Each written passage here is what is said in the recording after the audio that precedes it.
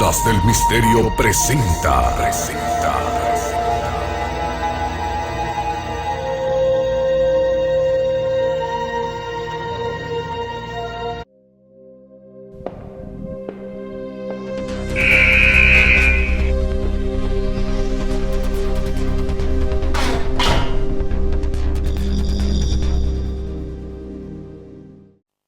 Al principio había oscuridad, y entonces una explosión produjo el nacimiento de una existencia en expansión infinita de tiempo, espacio y materia.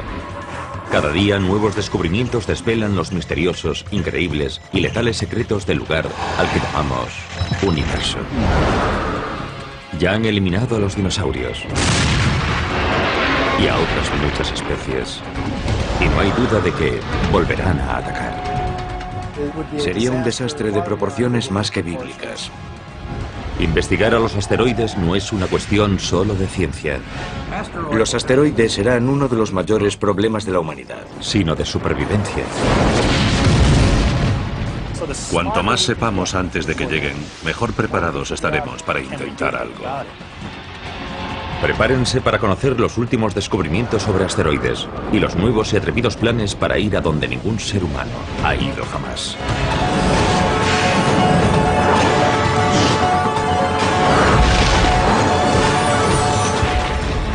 El universo. Ataque de asteroides. Es el año 2029. Y un asteroide al que los científicos siguen desde hace décadas pasa cerca de la Tierra. La anchura del asteroide ronda los 3 campos de fútbol.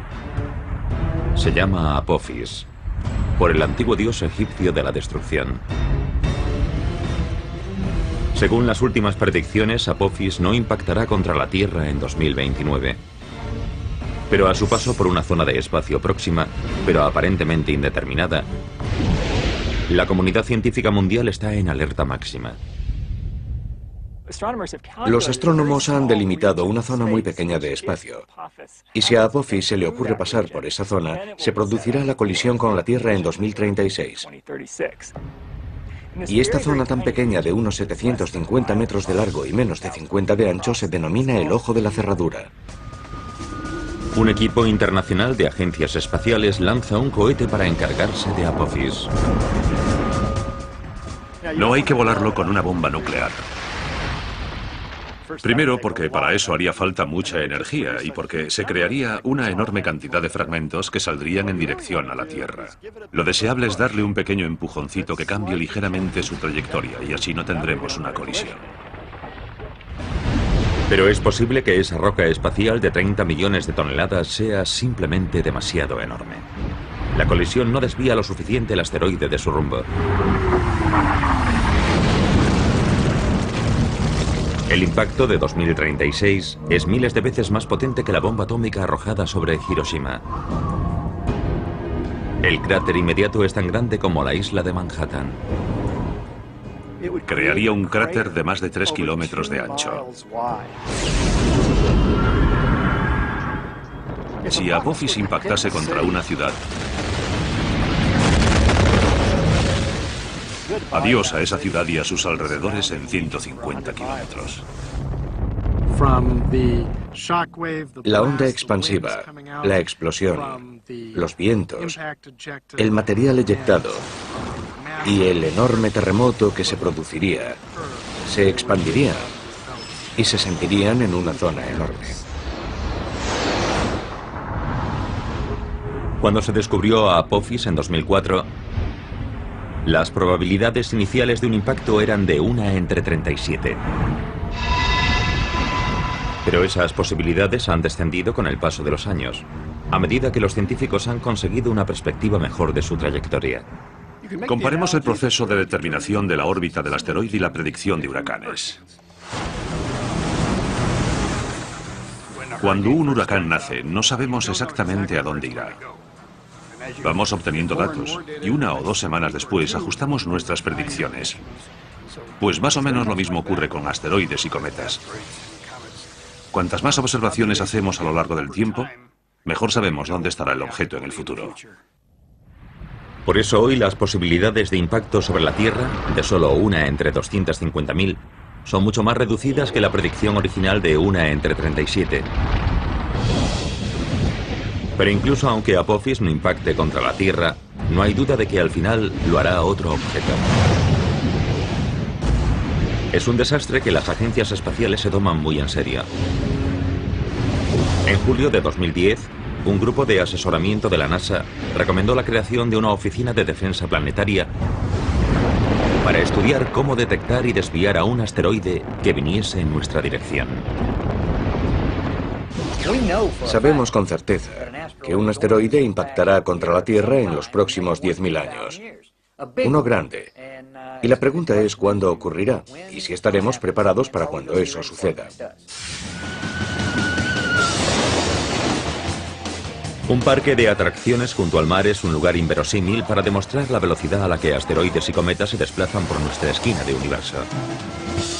Pero una atracción de este parque revela en realidad muchas cosas sobre estos objetos letales. Nuestro sistema solar es como una galería de tiro. Asteroides y cometas impactan de vez en cuando contra planetas y lunas, creando gigantescos cráteres de impacto.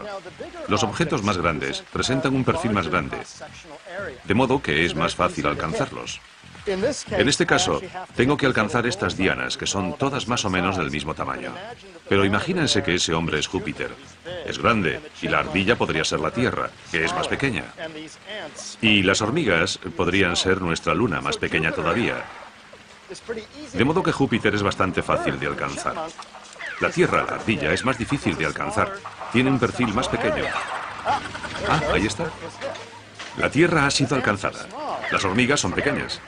Así que es más difícil todavía alcanzarlas. La mayoría de los asteroides fallan, solo impactan de vez en cuando. Pero a diferencia de lo que ocurre en la galería de tiro, donde las balas, o en este caso los flashes de luz, siempre viajan en línea recta, asteroides y cometas se curvan hacia sus objetivos. Júpiter tiende a atraer asteroides y cometas a través de su gravedad. Así que es como si yo empezase con el punto de mira desviado hacia afuera y Júpiter tirase del cañón del rifle hacia él para que mi disparo dé en el blanco. Dado que la Tierra es mucho menos enorme que Júpiter, su gravedad inferior no atrae a tantos asteroides. Y la Luna, con apenas una sexta parte de la gravedad de la Tierra, atrae incluso menos. Pero como ilustran los cráteres de la superficie lunar, los impactos no habituales de asteroides durante un largo periodo de tiempo provocan muchísima destrucción. La capacidad de Júpiter para atraer a cometas y asteroides se ha puesto de manifiesto recientemente. En 1994, fragmentos del cometa Shoemaker-Levy 9 impactaron contra Júpiter. Los científicos pensaban que este tipo de impacto grande era un suceso aislado, algo que solo se veía una vez cada varios siglos. Pero entonces otro cometa o asteroide llegó en julio de 2009. Creó un enorme punto oscuro y una bola de fuego tan grande como la Tierra. Haber contemplado a dos impactadores diferentes contra Júpiter en un plazo de tan solo 15 años es una señal de que el sistema solar podría tener más tráfico del que pensábamos. Y entonces, en junio de 2010, un tercer objeto impactó contra Júpiter y un astrónomo aficionado captó el momento del impacto. ¿Obligaría esto a los científicos a cambiar sus cálculos y a reconocer que Júpiter recibe impactos de objetos grandes con mucha más frecuencia que hace algunos siglos? Creo que no hay necesariamente muchos más de los que pensábamos antes, porque el objeto que impactó en 2009 era más pequeño que el cometa Shoemaker-Levy 9. Y hay muchísimos más objetos pequeños volando por ahí que objetos grandes. Pero la información sobre cualquier tipo de impacto, grande o pequeño, siempre es útil. Para comprender el peligro de impacto sobre la Tierra, necesitamos conocer la población de asteroides, sus órbitas. Así que cualquier información, por ejemplo, con qué frecuencia impactan contra Júpiter o en la zona de Júpiter, contribuye a nuestro conocimiento de la población general de objetos de nuestro sistema solar y nos ayuda a saber si debemos estar preocupados por un posible impacto sobre la Tierra. La mayor fuente de esa población es el cinturón de asteroides principal, situado entre Marte y Júpiter. Ahí es donde la fuerte atracción gravitatoria de Júpiter ha impedido que millones de rocas más pequeñas se convirtiesen en otro planeta. Pero eso no es todo. Pensamos en los asteroides como en esas cosas que viven en el cinturón entre Marte y Júpiter, porque históricamente ahí es donde se encontraron al principio la mayoría.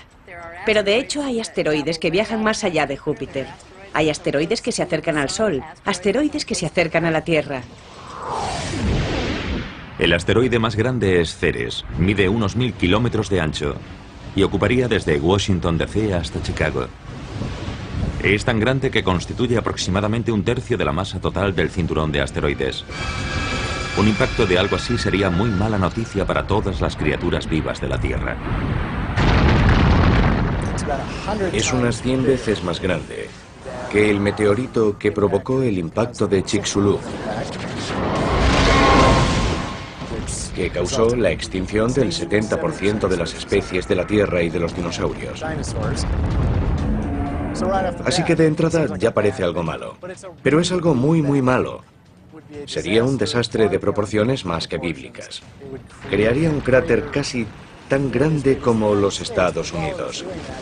Pero además de hacer eso, proyectaría material fundido y crearía vientos supersónicos por todo el globo.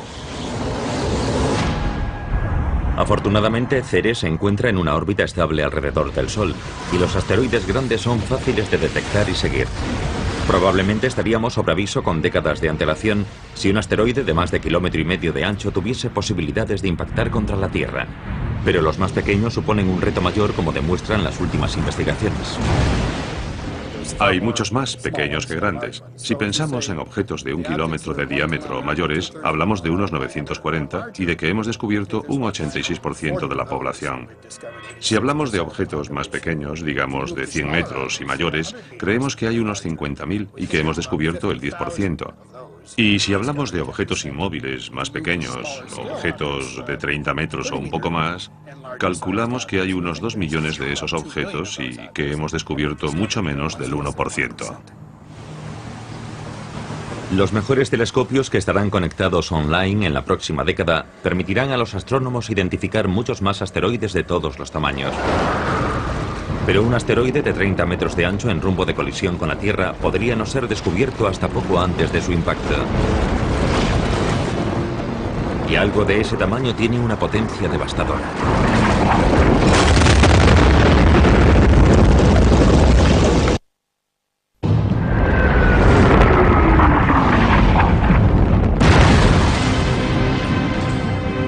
La Tierra está plagada de pruebas de pasadas colisiones con asteroides.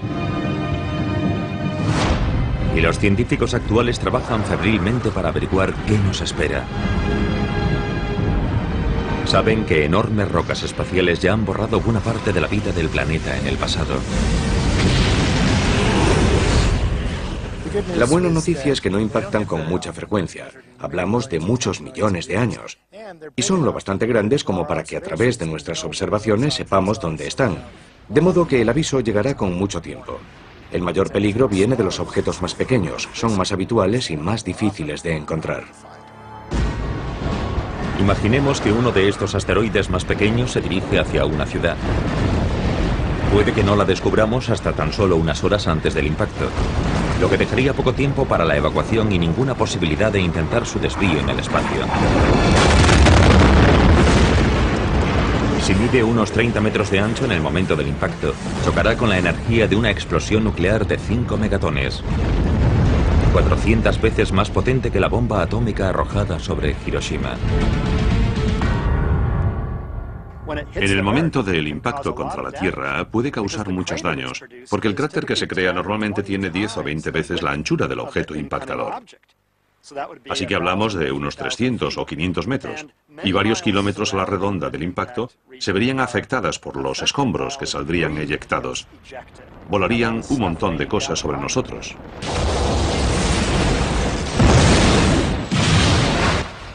Pero incluso aunque el asteroide impactase a cientos de kilómetros de una ciudad, todavía podría crear el caos para sus millones de habitantes. Los suministros de comida a la ciudad se verían alterados drásticamente si el asteroide impactase contra una zona agrícola próxima. No solo es probable que muriesen todos los seres humanos, sino que arrasaría cientos de kilómetros cuadrados de cultivos. Destruiría todas las cosechas y crearía inestabilidad en el terreno durante mucho tiempo. Y los asteroides más pequeños ni siquiera necesitan impactar contra la Tierra para causar una destrucción generalizada. En 1908, la onda expansiva de la explosión de un asteroide en la atmósfera arrasó unos 80 millones de árboles a lo largo de cientos de kilómetros cuadrados en las proximidades del río Tunguska, en Siberia. Cuando un asteroide o un cometa se dirigen hacia la Tierra, se encuentran en primer lugar con la atmósfera y se aprietan, se comprimen. Y esa presión provoca que el asteroide o el cometa exploten. Esa explosión propaga la energía por una amplia región del suelo que está debajo. Por eso estas explosiones atmosféricas también son muy peligrosas. Pero la roca que causó toda esa destrucción podría haber sido incluso más pequeña de lo que se pensó en un principio. Cuando llegó a la atmósfera, el objeto de Tunguska tal vez medía solo unas docenas de metros de ancho, en lugar de los centenares que se pensó originalmente. En principio puede parecer algo bueno.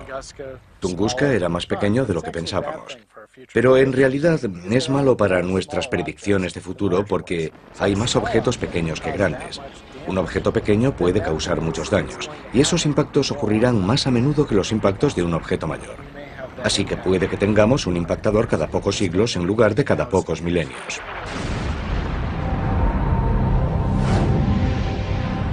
En el extremo inferior de la escala, por debajo de los 30 metros, las rocas espaciales a menudo son conocidas como meteoroides, en lugar de asteroides. Las estrellas fugaces son meteoritos que se queman en la atmósfera. A veces son filmadas por cámaras aficionados, cuando trozos pequeños impactan contra el suelo, contra coches o edificios. De hecho, la atmósfera de la Tierra recibe la visita de objetos del espacio exterior con mucha más frecuencia de lo que nos imaginamos.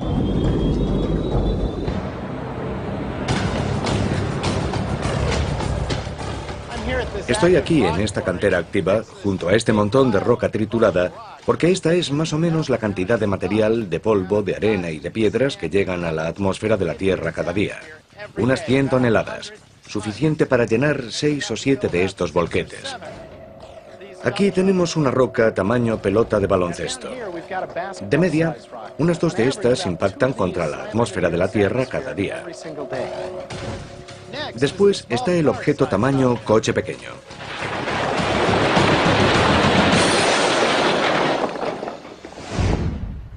Imaginen este montón de rocas como un objeto único que impacta contra la atmósfera de la Tierra, más o menos del tamaño de un coche pequeño. Esto ocurre aproximadamente cada 2 semanas. Pero incluso algo tan grande probablemente arderá completamente antes de alcanzar la superficie de la Tierra. Un objeto normal que llegue a la atmósfera de la Tierra debe medir al menos 30 metros de diámetro para causar daños graves en la superficie. Pero 30 metros hacen una roca bastante grande. Es como desde el frontal del volquete hasta el cono naranja que está allí.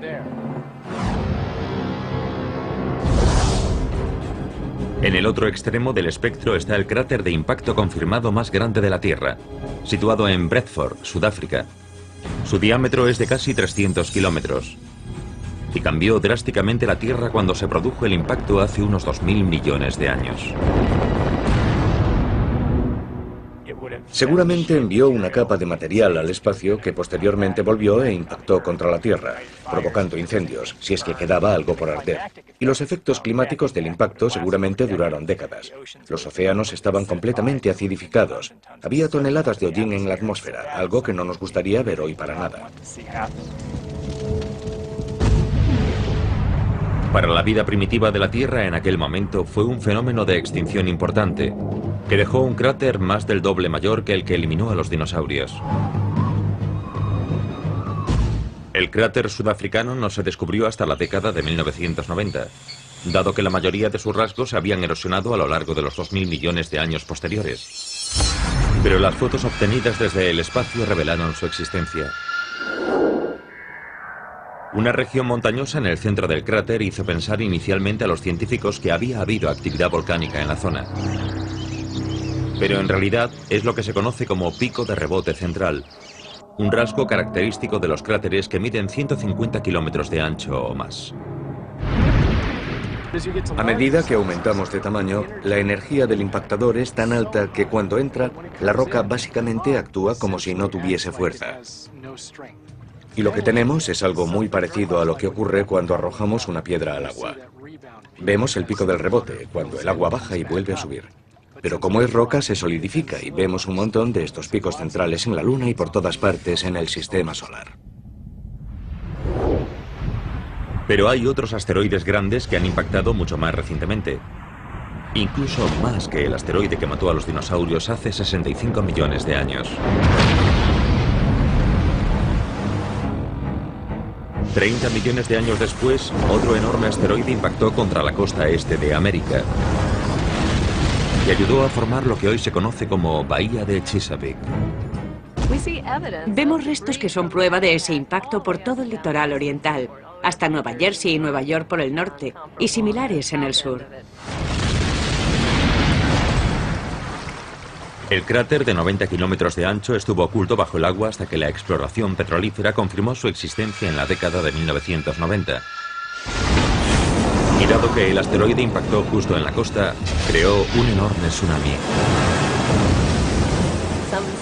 Parece que las olas pudieron alcanzar entre los 15 y 45 kilómetros de altura, y serían olas muy grandes. Los montes Apalaches rondan los 1000 metros de altura. Así que aunque buena parte de las olas disminuyeron de altura según avanzaban tierra adentro, hablamos de mucha agua, que bien podría haber inundado los Apalaches y el actual valle del río Ohio. Y si ese mismo impacto ocurriese hoy, la costa este jamás volvería a ser la misma.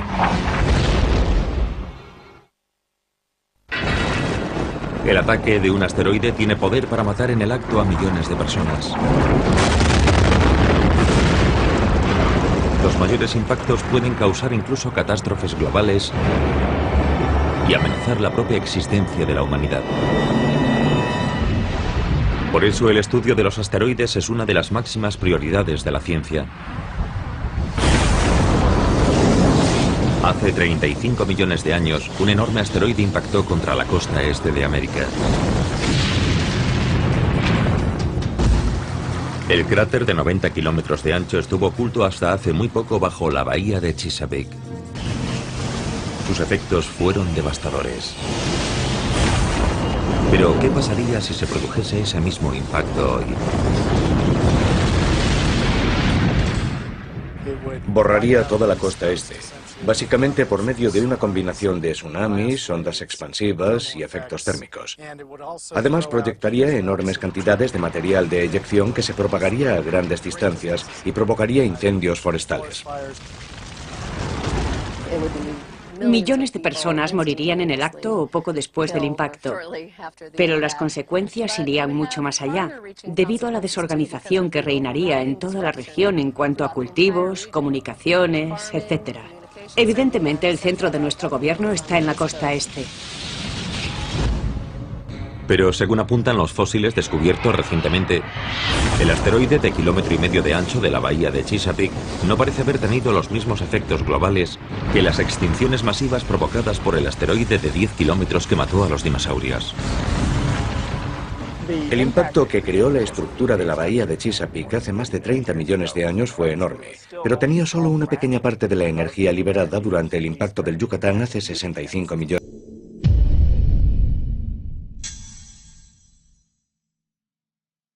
de años.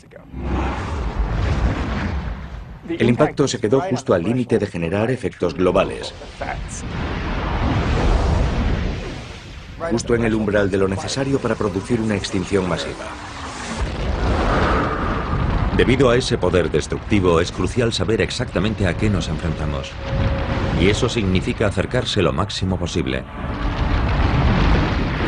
En 2001, la misión de la NASA NEAR tenía como objetivo únicamente orbitar el asteroide Eros.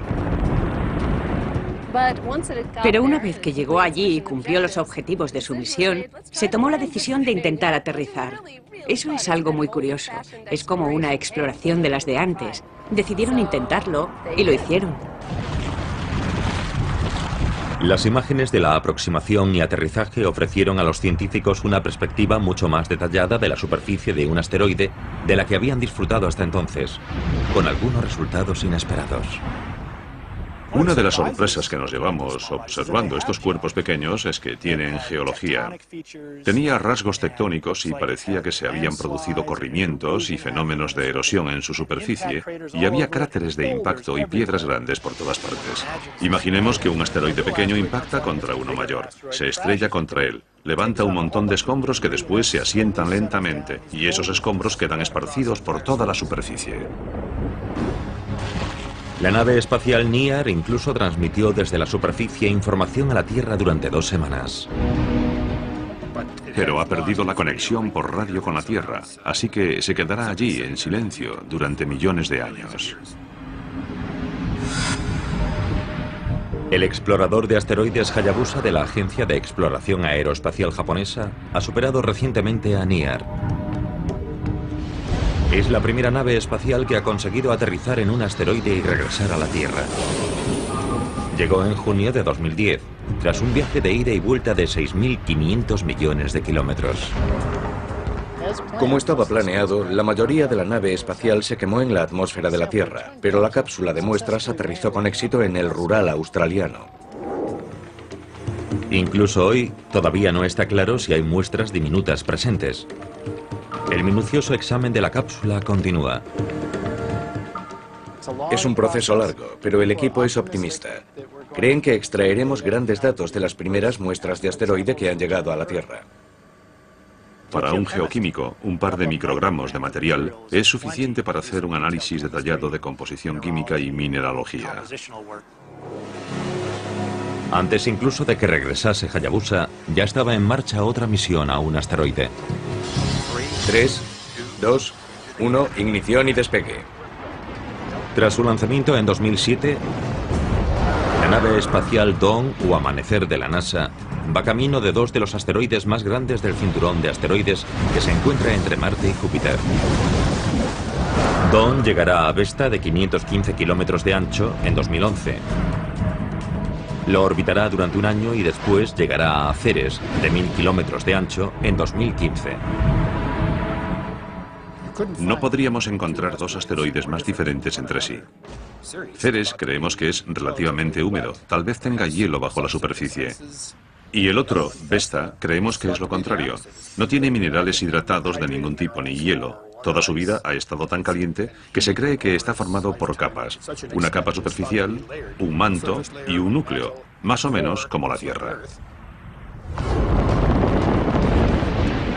Todas estas misiones revelan que los asteroides están formados por una variedad de materiales mucho más amplia de lo que pensábamos en un primer momento. En los asteroides hay una enorme variedad. Algunos son ricos en hierro o en níquel, como esta pesa de hierro.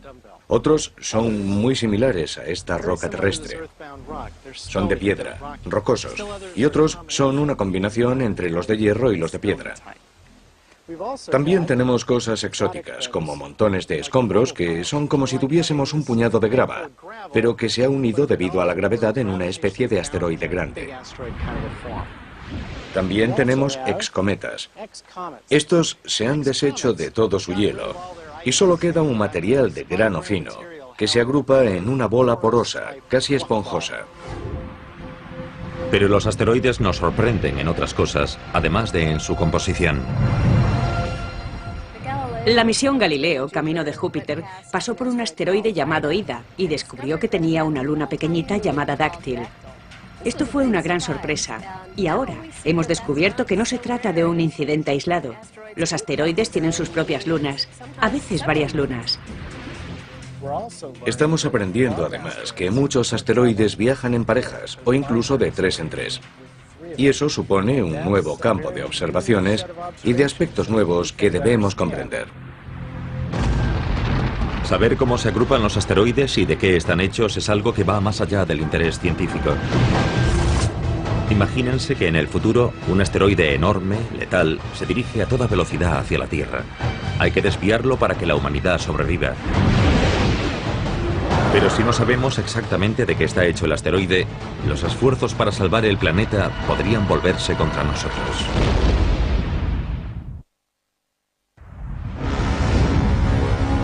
El impacto de un asteroide puede provocar más destrucción que prácticamente cualquier otro desastre natural. Pero es también uno de los pocos ejemplos de la furia de la naturaleza que tal vez podamos evitar.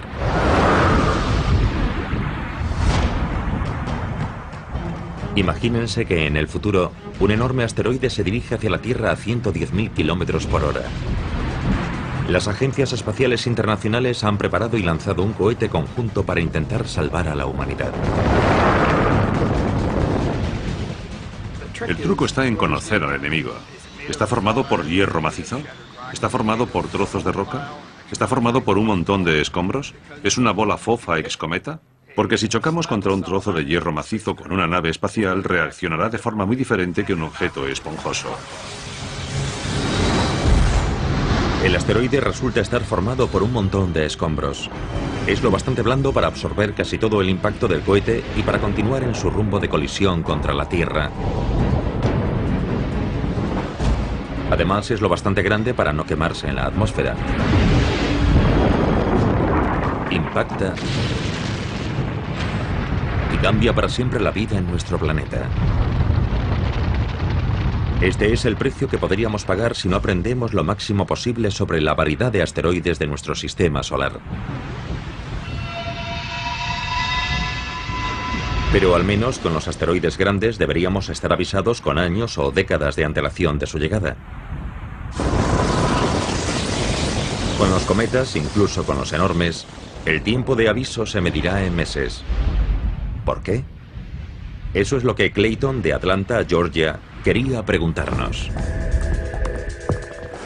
Así que nos envió un correo electrónico. ¿Por qué habría mucho menos tiempo de aviso si un cometa fuese a impactar contra la Tierra comparado con el que hay con un asteroide? Buena pregunta, Clayton. A todos nos gustaría saber cuándo podría impactarnos algo. El caso es que los asteroides están tan cerca que podemos seguir su órbita con precisión. Eso significa que podemos hacer predicciones muy precisas de dónde estarán con decenas e incluso siglos de antelación. Y eso significa que podríamos desviarlos antes de que llegasen a la Tierra. Pues bien, un cometa llega de las profundidades exteriores del sistema solar y no empieza a brillar lo suficiente para que lo veamos hasta que se encuentra a unos 6 meses o un año de nosotros. Apenas hay predicción. Afortunadamente, la mayoría de objetos que podrían impactar contra la Tierra son asteroides, no cometas. Y podemos seguirlos con bastante precisión. El hecho de que los asteroides tengan una posibilidad mucho mayor de destruir la vida en la Tierra en el futuro es una de las principales razones por las que es tan importante estudiarlos con misiones no tripuladas. Pero en abril de 2010, el presidente de los Estados Unidos, Barack Obama, anunció un reto mayor si cabe. By 2025, we expect new spacecraft designed for long journeys to allow us to begin the first ever crewed missions beyond the moon into deep space. So we'll start by sending astronauts to an asteroid for the first time in history. En mi experiencia como profesor universitario he constatado que las generaciones jóvenes siempre quieren ir más lejos. Sí, mis abuelos fueron a la Luna, vale, pues iremos más lejos. Y esa era una parte del mensaje del presidente. Tenemos que hacer que la NASA vuelva a explorar el espacio profundo. Una misión tripulada a un asteroide será muy diferente de las misiones lunares del pasado. En algunos aspectos será más fácil y en otros mucho más difícil. Sea cual sea el asteroide que visiten los astronautas, probablemente estarán mucho más lejos de la Tierra que la Luna. De modo que el viaje posiblemente durará meses, en lugar de los 8 días que se tardan en llegar a la Luna. Pero en el viaje de ida y vuelta en realidad se usará menos combustible que en una misión de alunizaje. Cuando viajas a la Luna, estás ante un cuerpo con una gravedad propia importante. Tienes que usar más combustible para frenarte con seguridad y descender hasta la superficie. Cuando te diriges a un asteroide con una gravedad muy baja, aunque tienes que ir más lejos para llegar hasta él, no tienes que gastar tanto combustible para maniobras como bajar a su superficie. Y necesitas menos capacidad de propulsión cuando abandonas el asteroide para volver a la Tierra. Pero aterrizar sobre la superficie de un asteroide supondrá un reto mucho mayor que alunizar. Se parece más a atracar que a aterrizar. Pero hay cierta gravedad, así que hay que manejar ese poco de gravedad. Y además tienes que anclar, amarrarte. Cuando estás en la gravedad de la Luna, un sexto de la de la Tierra, no tienes que agarrarte. Explorar un pequeño asteroide giratorio será mucho más difícil para los astronautas que saltar por la Luna. Será más similar a un paseo espacial. El concepto de arriba y abajo es un poco confuso, y hay que tener cuidado a la hora de dar un paseo por el asteroide, porque la gravedad del asteroide es muy leve. Un buen salto puede ponerte en órbita alrededor del mismo, o incluso lanzarte a velocidad de escape y que salgas despedido del asteroide completamente. Tienes que asegurarte de que estás bien atado.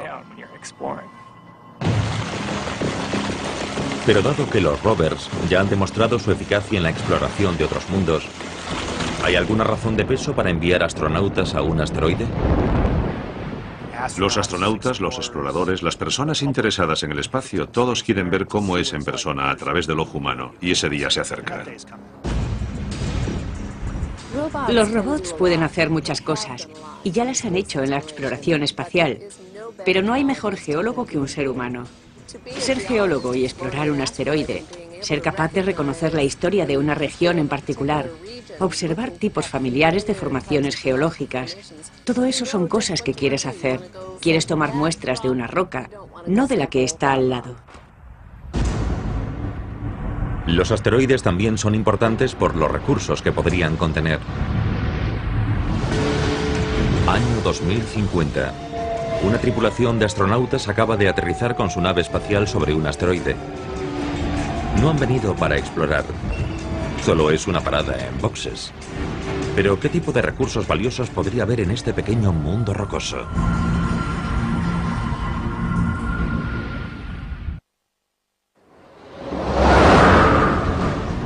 El ataque de un asteroide puede eliminar a especies enteras, humanos incluidos.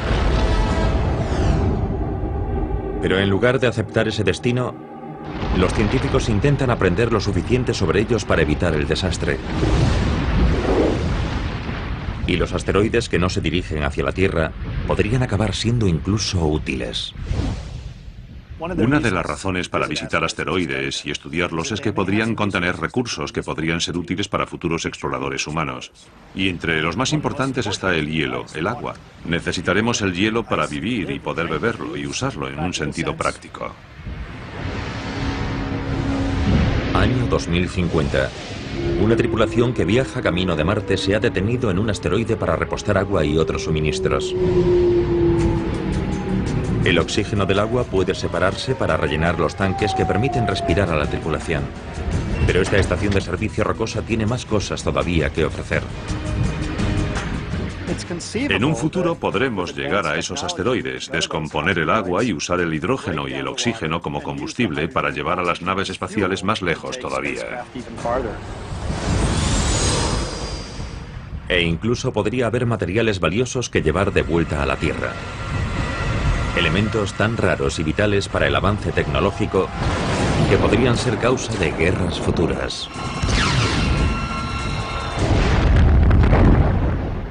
Algunos asteroides tienen platino y titanio y elementos terrestres raros que son importantes en muchos aspectos de la electrónica. Se denominan raros porque escasean en la Tierra y puede que no escaseen en algunos tipos de asteroides. Pero la razón más importante para investigar a los asteroides sigue siendo su capacidad para matar en el acto a millones de personas o para borrar a la raza humana de un plumazo.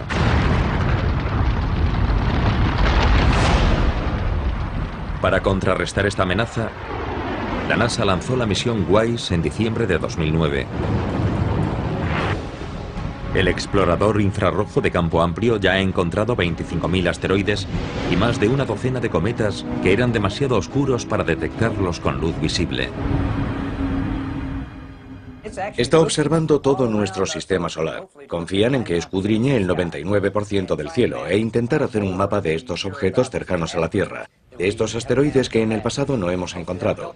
Puede que ello nos ayude a averiguar si hay alguno en rumbo de colisión con la Tierra. Y aunque es algo que normalmente no sale en primera página de prensa, ya ha habido bastantes asteroides que han pasado cerca de la Tierra. En abril de 2010, un asteroide de 20 metros de ancho pasó a 355.000 kilómetros de la Tierra, una distancia inferior de la que separa a la Tierra de la Luna. Y unos meses antes, un asteroide de 7 metros pasó mucho más cerca. En invierno de 2009, en noviembre, hubo un asteroide que pasó tan cerca de la Tierra que estuvo a solo 13.000 o 15.000 kilómetros en su punto más próximo. Y no lo supimos hasta que estuvo muy cerca.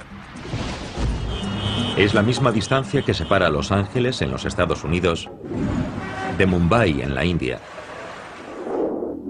Y en 1972, la cámara de un turista que visitaba el Gran Tetón en Wyoming captó un paso mucho más próximo de un objeto de tamaño similar.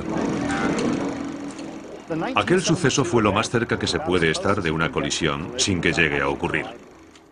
En su entrada iba camino de chocar contra la Tierra, pero se desvió en la atmósfera debido a la presión del aire, como un guijarro que sale despedido de la superficie de un lago. Fue un buen toque de atención. Y entonces, en octubre de 2008, se produjo un impacto pequeño y aparentemente inofensivo en un confín remoto de Sudán, en África, pero que representó un gigantesco paso adelante para la ciencia de la predicción de los impactos de asteroides. Se descubrió un asteroide pequeño y se predijo que aterrizaría en Sudán al día siguiente, y lo hizo. Se trata del primer caso en el que se descubre un objeto y se predice que aterrizará en un lugar y un momento concreto. Y de hecho, posteriormente se encontrarían fragmentos de ese objeto en el desierto. Pero ese fue tan solo un pequeño impacto con un día de aviso. Hoy sigue debatiéndose sobre si podremos identificar y desviar algo capaz de infligir daños catastróficos a la Tierra. Los científicos creen que todavía hay millones de asteroides sin identificar ahí fuera, capaces de destruir una ciudad o algo peor. ¿Serán capaces de averiguar cuáles se cruzarán en nuestro camino? ¿Y seremos capaces de evitar que se estrellen contra la Tierra? Las apuestas no podrían estar más altas. Cada nuevo descubrimiento en el mundo de los asteroides no es solo un avance científico, sino una oportunidad de aumentar las posibilidades de supervivencia de la raza humana.